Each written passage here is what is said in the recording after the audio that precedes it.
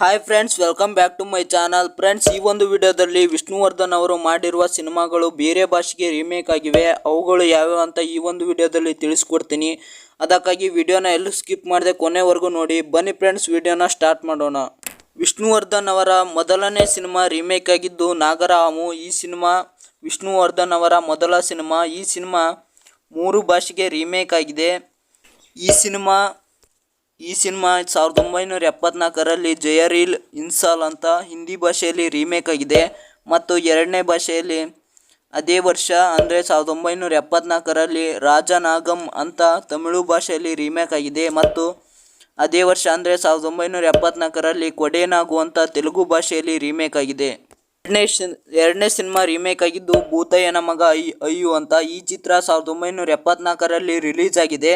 ಈ ಚಿತ್ರ ತಮಿಳು ಭಾಷೆಗೆ ಎಲ್ಲವರು ನನ್ನವರೇ ಅಂತ 1975ರಲ್ಲಿ ರೀಮೇಕ್ ಆಗಿದೆ ಮತ್ತು 1975ರಲ್ಲಿ ತೆಲುಗು ಭಾಷೆಯಲ್ಲಿ ಏಕ್ ಗಾಹನ್ ಕಿ ಕಹಾನಿ ಅಂತ ರೀಮೇಕ್ ಆಗಿದೆ ಮತ್ತು 1976ರಲ್ಲಿ ತೆಲುಗು ಭಾಷೆಯಲ್ಲಿ ಅಂದವರು ಮಂಚಿಯವರೇ ಅಂತ ಎಂಬ ಹೆಸರಿನಲ್ಲಿ ರೀಮೇಕ್ ಆಗಿದೆ. ವಿಷ್ಣುವರ್ಧನ್ ಅವರ 3ನೇ ಸಿನಿಮಾ ರೀಮೇಕ್ ಆಗಿದ್ದು ಕಳ್ಳ ಕುಳ್ಳ ಅಂತ. ಈ ಸಿನಿಮಾ 1975ರಲ್ಲಿ ರಿಲೀಸ್ ಆಗಿದೆ. ಈ ಚಿತ್ರ ಮಲಯಾಳಂ ಭಾಷೆಯಲ್ಲಿ 1976ರಲ್ಲಿ ಕಳ್ಳನಂ ಕುಳ್ಳನಂ ಅಂತ ರೀಮೇಕ್ ಆಗಿದೆ. ವಿಷ್ಣುವರ್ಧನ್ ಅವರ ರೀಮೇಕ್ ಆದ 4ನೇ ಚಿತ್ರ ಬಂಗಾರದ ಗುಡಿ. ಈ ಚಿತ್ರ 1976ರಲ್ಲಿ ರಿಲೀಸ್ ಆಗಿದೆ. ಈ ಚಿತ್ರ 1979ರಲ್ಲಿ ತೆಲುಗು ಭಾಷೆಯಲ್ಲಿ ಬಂಗಾರು ಗುಡಿ ಅಂತ ರೀಮೇಕ್ ಆಗಿದೆ.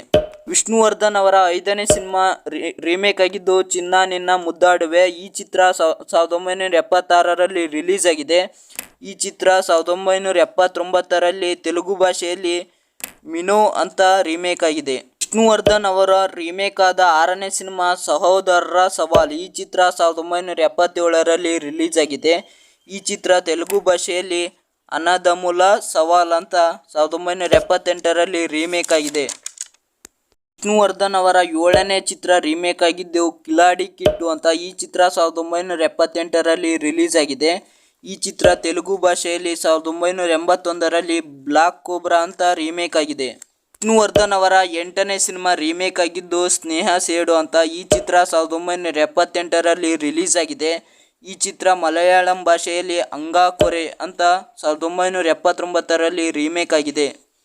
ಇನ್ನು 9ನೇ ಸಿನಿಮಾ ರೀಮೇಕ್ ಆಗಿದ್ದು ಅಸಾಧ್ಯ ಅಳಿಯ ಅಂತ. ಈ ಸಿನಿಮಾ 1979ರಲ್ಲಿ ರಿಲೀಸ್ ಆಗಿದೆ. ಈ ಚಿತ್ರ ತೆಲುಗು ಭಾಷೆಯಲ್ಲಿ ಮಾಯಾದಾರಿ ಅಲುಡ ಅಂತ 1981ರಲ್ಲಿ ರೀಮೇಕ್ ಆಗಿದೆ.